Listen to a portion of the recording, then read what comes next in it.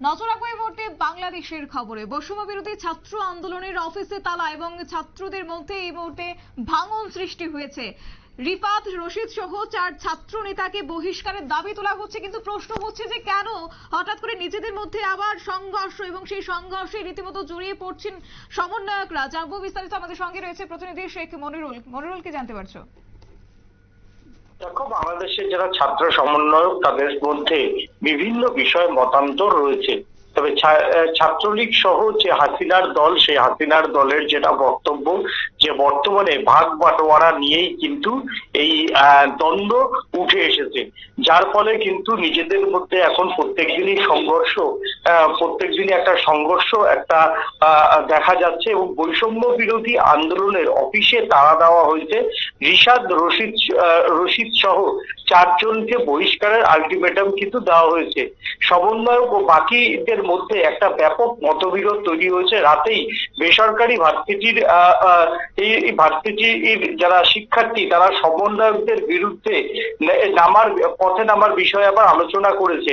কিন্তু যেভাবে রিফাত রশিদকে বাঁচাতে চায় এই বিরোধ সত্ত্বেও তারপরেই কিন্তু ছাত্র সমাজের একটা বড় অংশ নিয়ে প্রশ্ন তৈরি হয়েছে।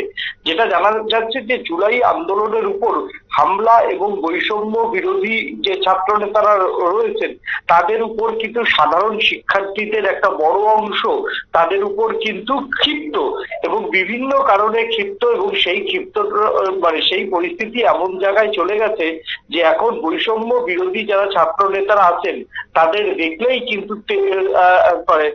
সাধারণ যারা শিক্ষার্থী অন্যান্য স্কুল কলেজের তারা কিন্তু প্রচন্ড তারা রেগে যাচ্ছেন এবং বিভিন্ন বিষয়ে তারা কিন্তু কমেন্ট করতে শুরু করেছেন। এবং সেই জায়গাটা এইভাবেই যে চলে গেছে যে এখন বৈষম্য বিরোধী ছাত্ররা নিজেদের মধ্যে বিভিন্ন ভাগ বাটোয়ারা নিয়ে তারা নিজেদের মধ্যে দলাদলি করছেন। এবং সেই সঙ্গে আমরা দেখাচ্ছি যে এটা পরশুদিন রাতের ছবি। পরশুদিন রাতে বেশ কয়েকজন ছাত্র নেতা তারা গুরুতরভাবে আহত হয়েছে।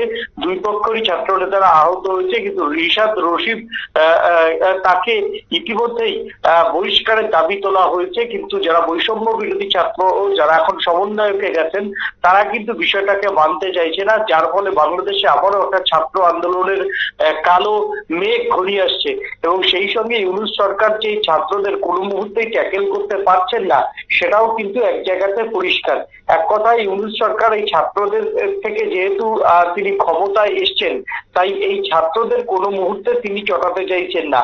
তাই ছাত্রদের কোনো সমস্যাতে তিনি সমস্যা নিয়ে আলোচনা না করে বরঞ্চ সেটা ছাত্র নেতাদেরই ওপর ঠিক করে দিচ্ছেন যে তারা কিভাবে সেটা সমাধানের পথ খুঁজবে।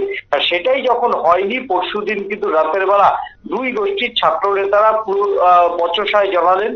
বচসার ফল কি হলো দেখলাম আমরা। বেশ কয়েকজন ছাত্র ইতিমধ্যেই হাসপাতালে ভর্তি হয়েছে এবং সেখানে এখনো পর্যন্ত কোনো পুলিশ যায়নি, বরঞ্চ ইউনূস এখন একটা বিষয় দেখছেন যে কোনো পক্ষের ছাত্র নেতাদের তিনি চটাতে চাইছেন না, তিনি সেখানে পুলিশ পাঠাতে চাইছেন না। অর্থাৎ ছাত্র নেতারা নিজেদের মধ্যে মারামারি করুক, লাঠালাঠি করুক, কাটাকাটি করুক, সে তার পথ রাখার জন্য, সমস্ত ছাত্রদের কাছে প্রিয় থাকার জন্য তিনি নিউট্রাল থাকছে।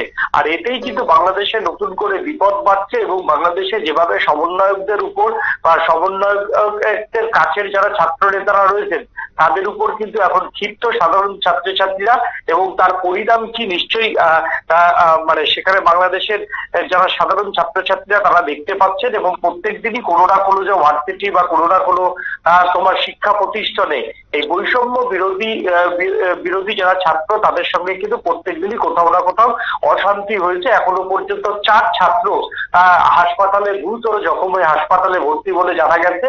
তবে আজকে নাকি 2 জনকে ছেড়ে দেওয়া হয়েছে হাসপাতাল থেকে। এখনো 2 ছাত্র রিফাত রশিদ তাকে সেখান থেকে সাসপেন্ড করার জন্য, ইউনিভার্সিটি থেকে সাসপেন্ড করার জন্য ইতিমধ্যেই হুঙ্কার দিয়েছে অন্য একটি বেসরকারি ইউনিভার্সিটির ছাত্রছাত্রীরা। তাহলে অবিলম্বে তারাও রাস্তায় নামবে, তারাও সহবাগ চত্বরে জমায়েত করবে, এমন কিন্তু হুঙ্কার দিয়েছে।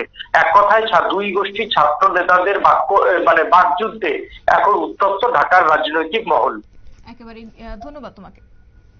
আমাদের প্রতিনিধি জানিয়েছে বিস্তারিত বিষয়, অর্থাৎ বুঝতেই পারছেন যে সমন্বয়ক এবং ছাত্র নেতাদের মধ্যে রীতিমতো সংঘর্ষ এবং তারপরে উত্তাল, এবং সেই ছবি দেখতে পাচ্ছেন। এই সংঘর্ষের জেরে কয়েকজন আহতও হয়েছেন এবং তারপরে সেই খবর উঠে এসেছে যে কার্যত বৈষম্য বিরোধী সেই ছাত্র আন্দোলনের অফিসে বা কার্যালয়ে ইতিমধ্যেই তালা দেওয়া হয়েছে।